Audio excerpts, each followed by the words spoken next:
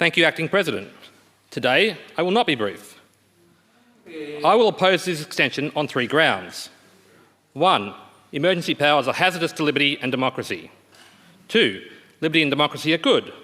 And 3. There are obvious and better way alternatives to emergency powers. I ask other members this. Do you ever reflect on how strange your job is? How incredibly weird it is to sit here and listen to others speak with these strict conventions and rules? Ever think about how bizarre it is that every 4 years we have an orderly transfer of administrative authority by the direction of the people? You should. Democracy is so strange as to nearly be a miracle. And this is the simple magic which makes a commonplace routine a near miracle to many of the world's inhabitants. The continuing fact that the people, by democratic process, can delegate this power, yet retain custody of it. Perhaps you and I have lived with this miracle too long to be properly appreciative. Freedom is a fragile thing and is never more than 1 generation away from extinction. It is not ours by inheritance. It must be fought for and defended constantly by each generation, for it comes only once to a people. Those who have known freedom and then lost it have never known it again. That was a quote from Ronald Reagan. But let's consider a saying everyone knows better. Power corrupts. Absolute power corrupts absolutely. The question before us today is how quickly does it corrupt? Democracies have emergency power legislation because sometimes a drastic response to an external threat is needed more quickly than laws can be formulated. This model is very old and copied from the Roman Republic, where the Senate could suspend their normal processes and appoint a dictator to absolute power of the state in response to a crisis. To check their power, a dictator could not hold power for longer than 6 months. By the year 2001 BC, Republican government capacity had developed sufficiently that it no longer needed dictators to deal with threats. Put another way, their elected representative body was good enough, a government, to not need to not have a government. For 120 years, they did not appoint a dictator, even once, until Sulla made himself one after marching an army against the capital. Within a generation, Julius Caesar used these powers to exceed the 6-month term limit, making himself a dictator for life. And then his son became the first emperor of Rome, extinguishing 600 years of republican democracy overnight. It's easy for those who are currently exercising these emergency powers to dismiss these concerns as hyperbole, as indeed you're doing now. I'll end the history lesson there because we've basically found our answer. Power corrupts in around 6 months. Maybe there's a reason it's roughly that length of time, but I won't try to guess. We know that 6 months can be a fairly safe period of time, and that's enough to know. Now, Brett Sutton may not be Octavian. As much as he wishes he was, Dan Andrews is no Caesar. But every time we reach for emergency powers, we weaken democracy and fray the fabric of our freedoms. But I have a message for my crossbench colleagues who are considering voting for this today. To be clear, I don't believe it's a conspiracy to overthrow our democracy, and this is not 1933 Germany. But we should learn that enabling dictatorships in any way can have far-reaching consequences. Who now remembers the names of the members of the Reichstag who voted for the Enabling Act in 1933? Yet the effects of that vote echo through history. The damage of this extension of unchecked government power will ripple through the social fabric of society, long after the names of the crossbenchers who support it are forgotten. In March, when the state of emergency was enacted, I stood here and said I wouldn't stand in the government's way, but I would watch carefully how the powers were used. Well, now I've watched how you've used them. On the basis of your misuse of these powers, I don't want to just block this extension, I want to repeal the emergency legislation altogether. The risk of the misuse of these powers, the cost of abuse of these powers is just too high. This is not a tool that Liberal democratic governments should have. You have demonstrated that this risk is just too great. Normally when I stand in this place and talk about freedom, we are dealing with the usual encroachment of government into our lives, the gradual erosion of liberty. Well, this is the same, but the virus emergency has put the erosion of freedom on fast forward. Suddenly it's clear to many people who otherwise would not have paid attention. Instead of the slow boil, the heat has been turned up, suddenly, and some of the frogs have noticed. If we don't make a stand now, not only will we be trapped in this ongoing nightmare indefinitely, but in future the government will be happily reaching for emergency powers again and again, more and more often for smaller and smaller issues. There's always life to save if only you have the power. The damage that this is doing, not just to our democracy but to civil society, is immense, and it will reverberate for decades. Nothing that comes from this will be good. The institutions of our liberal democracy will survive this state of emergency, but they will not survive unscathed. And that's what this boils down to. It's not a deliberate conspiracy to extinguish liberty and democracy in Victoria. It's just a symptom of rule by a type of politician who doesn't see the value of either. For Premier Andrews and people like him, democracy and liberty are inconveniences, not an important and treasured part of who we are. Liberty is what makes life worth living. The disdain which some people in this place hold liberty in is a travesty. The lack of respect for democracy and the freedoms and dignities of all Victorians is disgusting. When Patrick Henry said, "Give me liberty or give me death," he didn't mean that he didn't like life very much. He meant that a life without liberty was not a life worth living. I happen to agree with him. A great many people do. Probably most of those who do not do so only do not do so because they were born into the miracle of freedom and have only recently been exposed to life without it. Australian prisoners are clothed, fed and sheltered by the state, but they have a suicide rate of between 300 and 1,000 times higher than the general population. Gone are the days of dungeons and rats and state torturers, but even with a relatively comfortable prison, it's still a prison, and life without freedom is not worth living for many. This belief is the core belief of classical liberalism. Some believe in liberty because they believe it works better than other systems. Classical liberals believe in liberalism because they believe that liberty is its own highest good. That even when better outcomes might be obtained by removing freedom, it should not be done.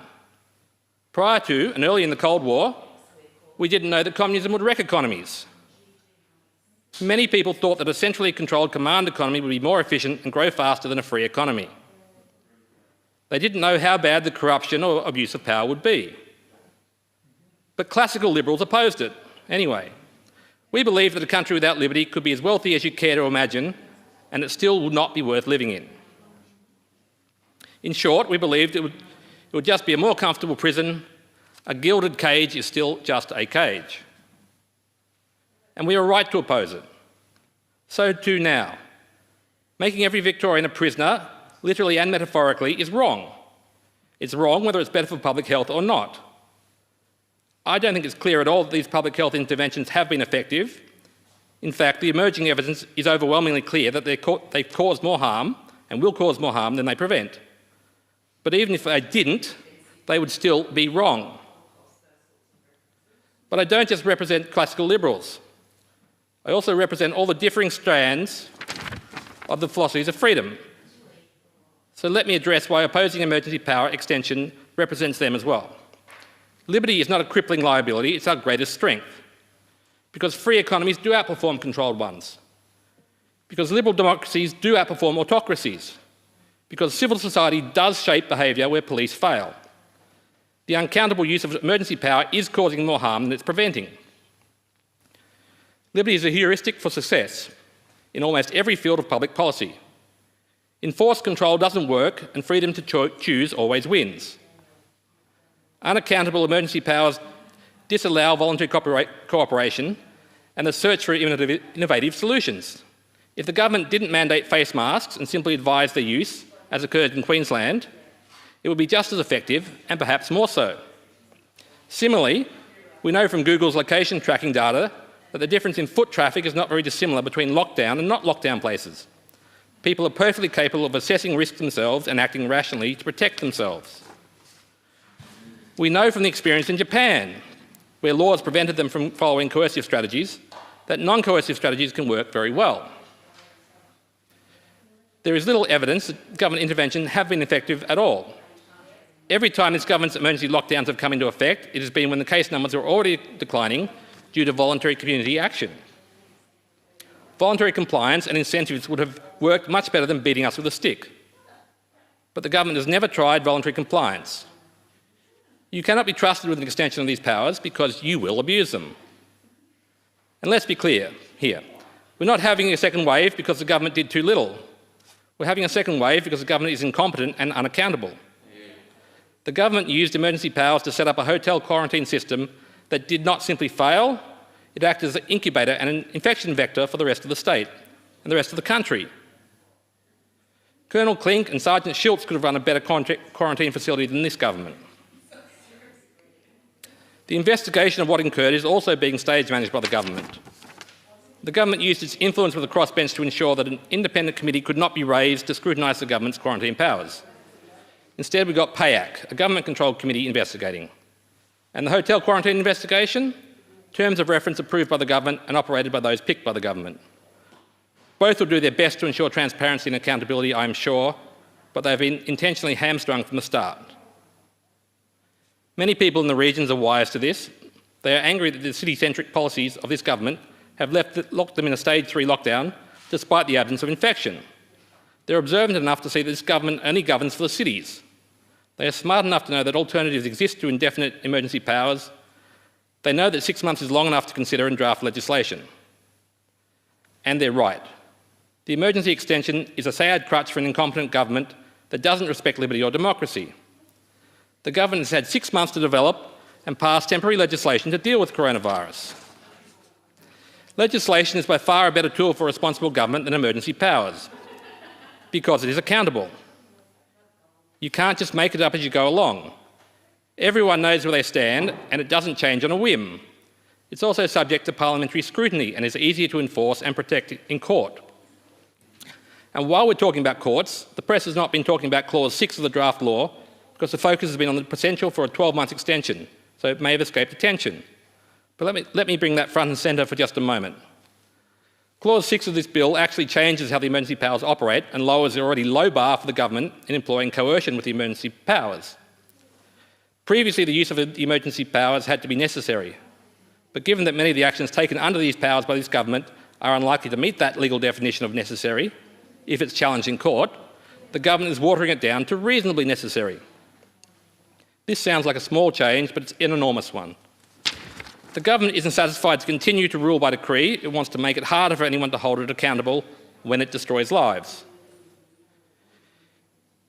You've had 6 months to come up with a reasonable solution, but the thrill of rule by decree has turned your head. You've been living in a bubble of advisors and bureaucrats with public sector jobs, telling you what a good and necessary job you're doing. You haven't been listening to the people who are breaking under the weight of lockdown. After 6 months, the people don't need this extension. The people of Victoria need hope. And today, you are snatching that hope from their hands and dashing it on the ground. You've opened Pandora's box, but you've thrown away the hope. If you pass this today, despair in the community is going to spike. But you hold those who disagree with you in contempt. You hold the Parliament in contempt because the emergency powers allow you to. You hold the people of Victoria in contempt because the emergency powers allow you to. I have no intention of giving the government another 6 months to extended and less accountable emergency powers as a reward for failing to do the job of legislating for the last 6 months.